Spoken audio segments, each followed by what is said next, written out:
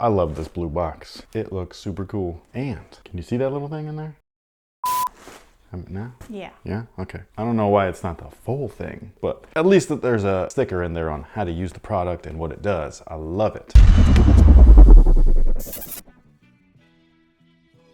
Hey, what's good guys? My name's Chris. Welcome back to the official WearTesters.com YouTube channel. Today we got a detailed look at these bad boys right here. This is the Nike Go Flyease. I've been into sneakers for a long ass time. This is the weirdest I swear that I've ever seen Nike do. Shox was one thing, but like this is wild. So these guys right here are part of the Flyease program, and the Flyease program I think is fantastic because it changes typical everyday performance shoes and they change them or alter them a little bit to make them easier to get into and put on and things like that for those that might need that type of help without needing that type of help. Because I can imagine how frustrating it could be being a grown-ass man or woman and being like, bro, like, can you help me put on my shoes? Like, that would suck. So I think that it's really cool that people over at Nike are like thinking about like that, and they've actually greenlit a program, the Flyease stuff, to where they can actually recreate sneakers in a way that is more functional for everyone. You know what I mean? And I think that that's really cool. We have reviewed another Flyease shoe. It was the Jordan 1 Flyease. We actually did find a really cool happy home for those with somebody with cerebral palsy. They were a relative of one of our Discord members. So they reached out, they were like, hey, my brother's got cerebral palsy, blah, blah, blah, all this stuff. I was like, can you send me a video of him like testing the shoe out, like the way that it was intended to? And we put that on our Instagram, and I think it was fantastic. Everybody dug it. It was his first pair of Jordans on top of that, and so I just thought that was great. We're gonna be doing the same thing here. So these I did buy from one of our Discord members. His name, or his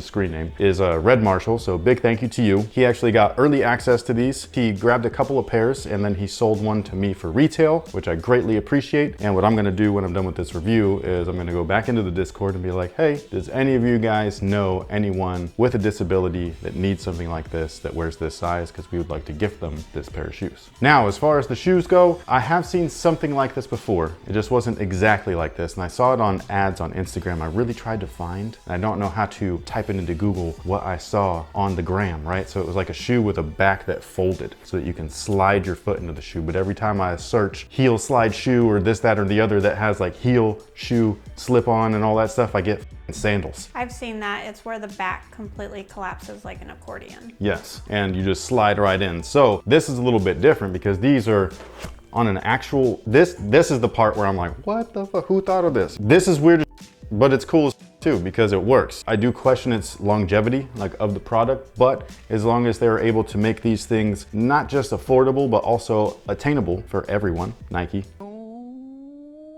Yeah, because these only 120. I think that's a good price. It's not, what was the Adapt BBs? Yeah, man, them $400 would be like, what? Now you can just slip them on and then go. That's cool. So first things first, look at that traction. That outsole is glorious. Lots of flex zones in there. You got lots of rubber, but lots of space in between. All of those spaces in between are part of the foam midsole, which is actually Cushlon, which is mad comfortable. I love Cushlon. I think that stuff is awesome. And so what this is going to be able to do is give everybody ample, flex zones. On top of that, the little grooves or little blades right there, they feel awesome. They feel pliable. They're all the way down and they're in multiple directions. So it doesn't matter how you walk or how your foot strikes. It should be able to take care of you in most conditions. And I know people are like, this is a casual shoe. What do you mean? It's like, dude, if you knew, then you'd know. Like, everybody literally walks different. Some people on their toes, some people heel to toe, some people on the sides, whatever it is, and whatever reason you need this shoe for, it should be able to be flexible enough for you, your foot shape, your foot strike. That way it's more comfortable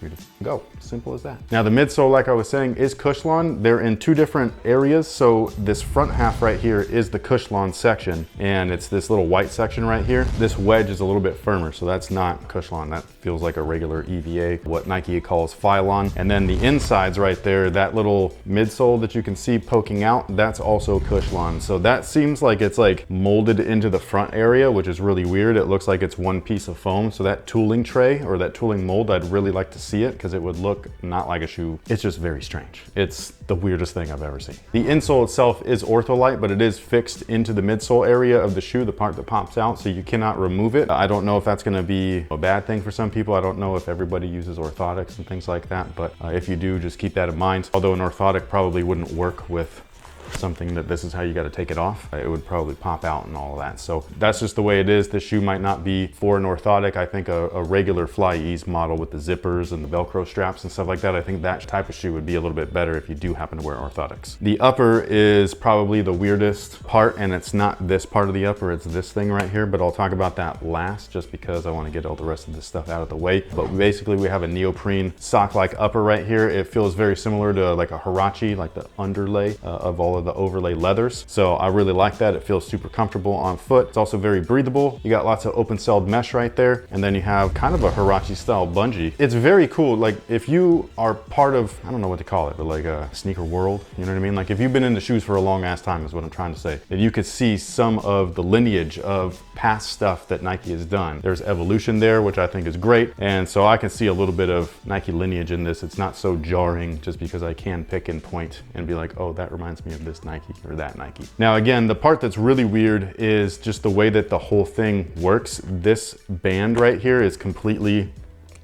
it's glued, but it's not, you know what I mean? And that's the part that is how this whole thing works. So there's basically this hinge right here. It feels like it's all made out of rubber, which is, again, really weird. It's all about design. It's not about like components, you know what I'm saying? It's not like the big ass motor it's in a BB shoe, the auto lacing. This is all about like making every little piece of the shoe functional as a actual sneak. It's so weird. There's a plate that is attached to this thing that goes all the way through to make that rigid enough to be able to do that. And it's all held together by this band. And that's what creates the tension when you pop it back on to keep the shoe together. It's so strange. I really would like to know how they came up with this. Now, as far as sizing is concerned, these aren't actually my size. I believe that they do fit true to size. This is a 9.5. I'm typically a 9. They feel like they have a little bit of extra room. So I think that they'll be like wide foot friendly. I feel like this is one of the most accommodating shoes Nike's ever created. So the part where I alluded in the beginning where there's like conflicting information is that this shoe's part of the Flyease program. It's for not completely able-bodied people so that they can put these shoes on easier without help and things like that. But I've also seen interviews and things like that with some of the people that were part of creating this where they were just like, yeah, it's just an everyday shoe for everyone. If you want an easy shoe to just be like, oh, I'm gonna kick that on and, you know, run to the store, whatever, like it's for you too. So I think it's a really weird concept, but I think it's also like the best version of Flyease because the other Flyease are very specific, you know, with the zipper, and it's a weird zipper. It goes around the shoe. They remove certain structure points in the shoe to make it easily accessible from behind and all that. That's what she said.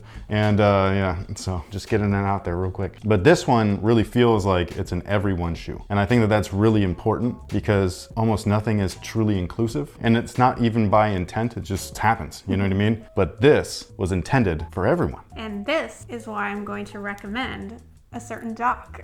Oh, great. No, but this one's totally on point this time. So if you watched... so you admit that the last one wasn't. The other one was a bit of a stretch. Okay. Sometimes it's hard to come up with talking points. Well, we do have the shoe here. So... You know, that...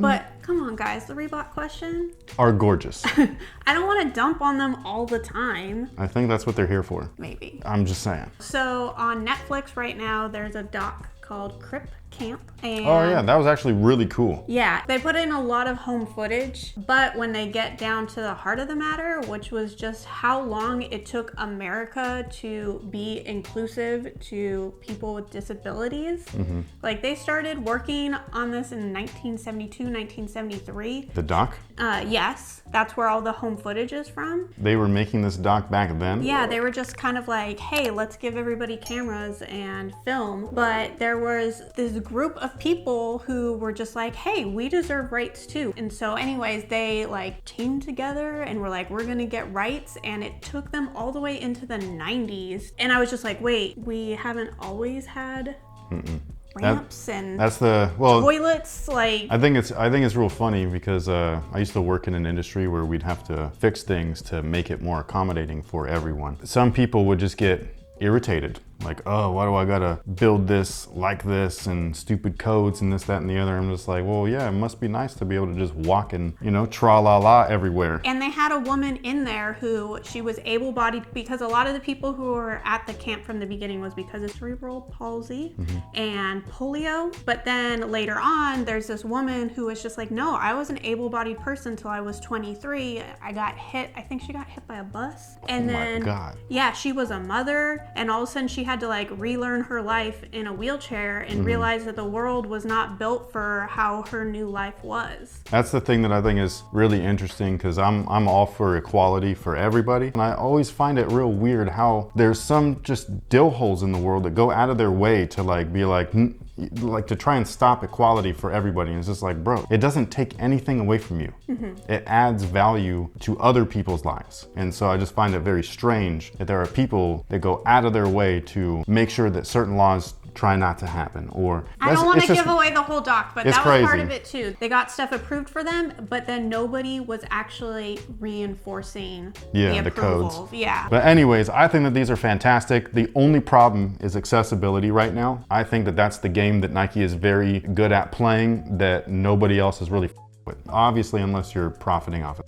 So I think that as soon as this shoe is attainable by everyone, you know, I think that it's a great thing. Until that happens, it's like one of those like, oh, you were almost there, Nike, good job. You made something really dope for everyone, let everyone have access to it. And as soon as that happens, I think that this is like the greatest shoe of maybe our lifetime. Oh, wow. I know. And it's because of this weird ass thing. Like, I'm telling you, this is the easiest thing to get in and out. Like, and I know, insert whatever dirty joke you want, man. This is wild, dude. And I think it's really dope. So thank you guys so much for watching. Thanks for all the support. This is the Nike Go Flyease. Retail price is $120. As soon as they're available, I hope that everybody that needs a pair and wants a pair can get a pair. Again, we're gonna find a good home for these guys. And maybe we can get another wear test video, you know, somebody actually like using these as they were intended. So yeah, let us know what you think about these down below in the comment section. We'd love to hear from you. And until next time, guys, have a good one.